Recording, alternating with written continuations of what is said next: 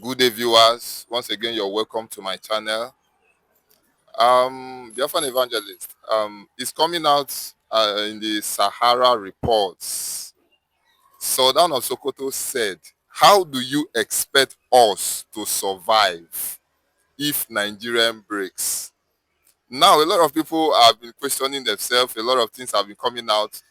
So you are now saying that you cannot survive if Nigerian breaks, and a question came up again saying the former president of Nigeria, in person of Muhammadu Buhari, described the Igbos as a dot, which means the Igbos are not important. A dot.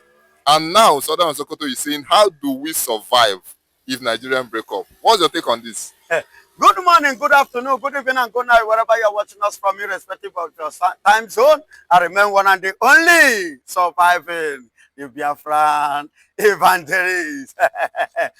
Before I put on, I want to appreciate Nwanye Kanwoke in person of Dr. Ngozi Orabueze, the DPM, the COS, accept the champion of the champions. Thank God that Mazi Simon Ekpan has a foresight by, bringing somebody like you alongside himself before Nigeria plotted of his kidnapping by using the Finnish government in order to silence the Biafran voice. But to you, as a woman, that is why they said the woman can do better what men can do. And you have proven it that you are better than your other colleagues, which I will not mention their name, for security reasons and for the betterment of everybody. Yes, the Sultan of Sokoto is saying now the truth. They cannot survive. They cannot survive. Why do you think They he made that cannot statement? survive. The reason why they will not survive is because what is sustaining and keeping this nation as one Nigeria is coming from the Biafra land. It's coming from the Biafra land. Biafra land is a Biafran product. It's a Biafran commodity. It's a Biafran resources. It's a Biafran money. Fame. So taking it away from them is like taking food away from Nigeria. That's why he said that they cannot survive it. When I was saying it, if you watch my previous videos, other ones I've said some time ago, I told you that once Biafra leave Nigeria, there will be no Nigeria. Nigeria will go hungry. I know what I'm saying. Sultan of Sokoto is acknowledging my statement. One Nigeria is what God has embedded on Biafra land. That is one Nigeria. Once you remove it, do you know that, let me shock you, do you know that the Sultan of Sokoto, only him owns a 23 oil well in Biafra land? But not even as Asare Dokubo, nobody from the east that own any gold or mining company in Borno State. 23. Yes, I said 23. You can do your findings. Mention Igbo person or Biafran person that own 10 oil well in their land. The oil well that come from their own land. But somebody is controlling 23. You see why he said that if the Igbos should go, that they are not going to survive. Of a truth, they are not going to survive. One, do you know why they are not going to survive? One, economically, they cannot survive. In terms of intelligence, they cannot survive. In terms of ideology and development, they cannot survive. In terms of sustainable economy and sustainable good environment, they cannot survive. And they lastly, mentally, they cannot survive.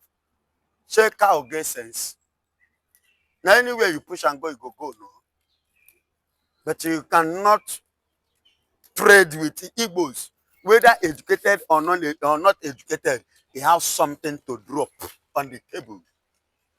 In anywhere Igbo man appear, whether he go school or no go school, that place you go know say Igbo man is around. Because we go bring in development, because we go produce and we contribute to the growth and the sources and the development of that area. Go to 36 states or 37, including the FCT, making it 37 states that make up this country. Go to any state, then check their development. Igbo man contributes 75. More than every other tribe in Nigeria. Take a look at it, my beloved brother. I must be honest to us. In Lagos State, do you know how many Fulanis that are in Lagos? How many of them are paying tax? How many of them are renting house? How many of them are paying for electricity? I'm asking you, how many of them are paying for sweeping the environment? How many of them are paying? There are none. How many? How many? But you eventually see every average Igbo man, at least, even if he did not do much, he will try to have at least one room apartment. So landlord is benefiting from that. The economy of Lagos State is growing from that. Sweeping, they pay in the compound. They pay for electricity, NEPA they use. We pay for water that we use. We pay for virtually everything we use in Lagos State. But how many of them? Go now, you see many of them in the night, every night. You see them sleeping in the gutter. Somebody that is sleeping inside gutter, how do you expect him to pay rent? Is gutter a house? Who is the landlord of gutter? No, no, no. Let us be sincere. You see why he's telling you that they are not going to survive? Because mentally, everything will work against them. But the Igbos have advantage because we have been industrious from the origin. We have been mindfully independent, mindfully developers, mindfully economically. Do you understand? So you see why he's telling you that they are not going to cope. They are coping today is because Igbos are still in their midst. Remove Igbos, there will be no Nigeria. Yeah. Okay, Biafran evangelist. Now you've made it clear for my viewers, and I think they are curious to know this particular question I want to ask. Please, now he's saying that they cannot survive without the Igbos, and at the same time, they still do not want an Igbo man to be the president of Nigeria. With your own fair judgment and understanding, what would you say is their fear? Okay, the Igbo man cannot be a president, and you still don't want them to go, and you say they are not still important to the country. Why do you think they are so scared of an Igbo man becoming the president of Nigeria? Number one, they are scared of an Igbo man. Take a look at what is playing now. Mazen Namdekano. When Igbo man make up his mind of something, it doesn't go back to it. It's difficult to defeat. A Yoruba man, I ask, a landlord, he said why he's avoiding Igbo man in his house is that if you have Igbo, if you fight Igbo man, they beat you. He go beat you to death. But if na Yoruba man, he go beat you remain. It's a proverb and it's an adage. Themselves, they're afraid. Do you know why they're afraid? They know what Igbos can do. They know that if we decide to do something, we do it to the extreme. And we are the kind of people that we find it's not easy. That's why they will tell you, say, Igbo amazing. Not that we don't know king or we don't have king. We have a king, but we respect each other. The king respects us and we respect the king. And the law does not come from the king alone. It must be on a dialogue table. Sure, you understand now. So, but in their own asses, they always want it to be them. Once they say, every other person must obey. But Igbo man is a person that anything you say, you table before him, he will ask you questions. Not even Yoruba, no Fulani, no Hausa will ask questions. But Igbo man, every whether he go school or no go school, he go ask you question based on what you present to him. You see why they are afraid. And if you're not able to convince him, you cannot convert him. So now. So they are afraid. And two, another point is this. In Sultan 1966 coup d'etat, Nzogwu, they are afraid of Nzogwu because they did not see it coming. What Nzogwu gave to them in 1966, January 15. Then they were trying to carry out their evil manipulation, intimidation, humiliation, and oppression against Nigerians on the 16th of January, that 1966. But Nzogwu now carried his own on the 15th before that 16th. So, and they are not seeing Nzogwu as an Igbo man. They are seeing Nzogwu as a fellow Fulani because that one has never identified himself or introduced himself as a fully pure Igbo man before them. He presented himself as what? As a normal Fulani, moreover, an Hausa person. Do you understand? So, but because of that act, the thing now registered in their heart never to trust Igbo man again. No matter what you do, they cannot trust you again. And they're afraid that we are too intelligent. Likewise, the UK.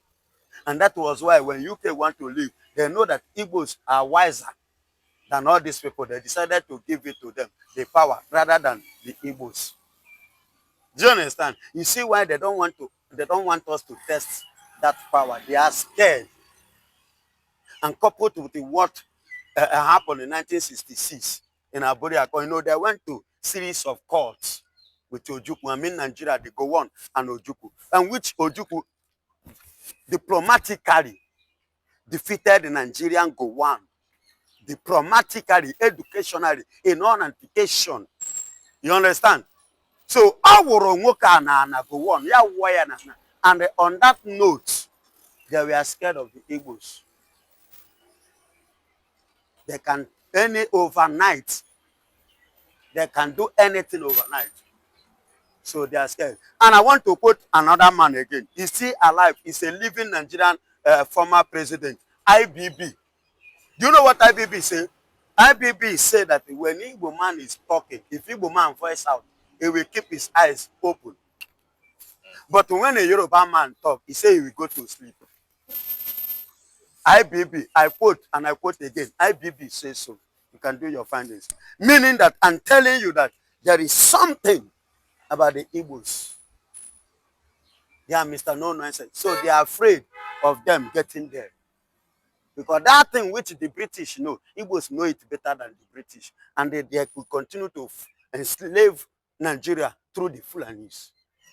So does that now mean that brings us down to exactly what they are talking about? That brings us down to exactly what we are talking about the breathing.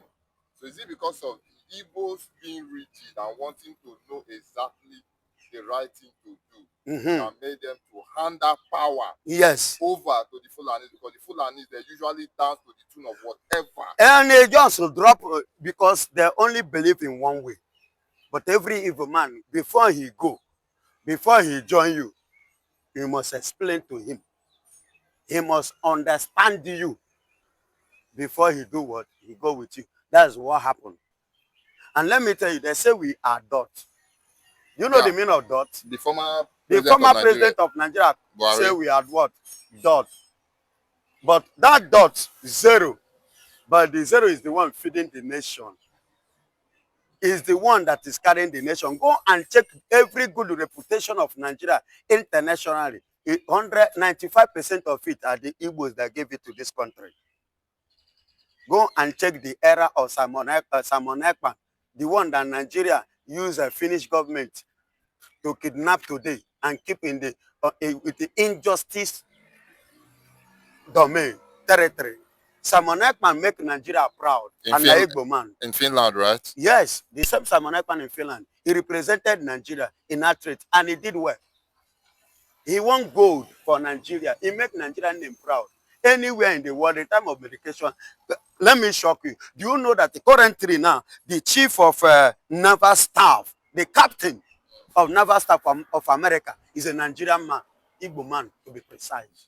So are you saying that Igbos know how to make history? Igbo know how to make a nation proud. We have been making Nigeria proud, but they fail to recognize it. They fail to respect us. They fail to honor us. They fail to give us that kudos. Rather, they come to give us the IPOB is what? A terrorist. A terrorist that don't have a gun. How can you terrorize a place without having arms? But the people, the original people that are terrorizing the nation are working freely. They search Mazen Nnamdi Kanu. Nigerian government invaded Mazen Nnamdi Kanu house. What did they find? Nothing.